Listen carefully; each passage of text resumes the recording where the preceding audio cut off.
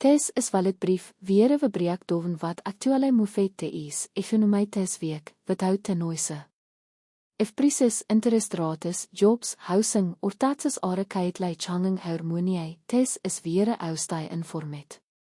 Let's get into wat really happened tes week, and wat het means voor our wallet. In te past several weeks is households have been navigating higher gas prices and continued fluctuations in grocery costs.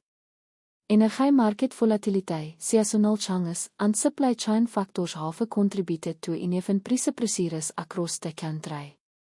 Prior to this week, gas prices had been showing modest stabilisation after earlier spikes, while food prices, particularly fresh produce and protein items, continued to climb at a slower pace than seen earlier in 2026.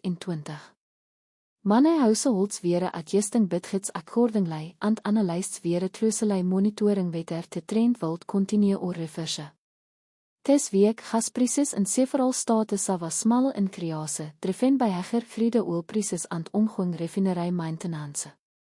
Meanwhile, grocery stores reported moderate changes in staple food categories, with the some fresh produce and dairy items becoming slightly more expensive, while packaged goods remained mostly stable. Looking at the overall trend, the market signal is missed. Gas costs are experiencing upward pressure, tougenot at the level seen earlier this year. Food prices saw modest increases in some areas, balancing out relative stability in other items. This combination reflects the ongoing adjustments in the cost of living for each households. For our wallet, these changes gaan affect daily expenses. Families may notice slightly higher bills at the gas pump and instrumental increases in grocery shopping costs. Households that rely heavily on fuel for commuting or deliveries may feel te pinch more, while savvy budgeting and bulk purchasing can help offset some of the pressure. Net week, key indicators to what include updated regional gas price reports, seasonal food price adjustments, and broader energy market signals. These updates will provide insight into whether costs continue their current trend or begin to moderate further.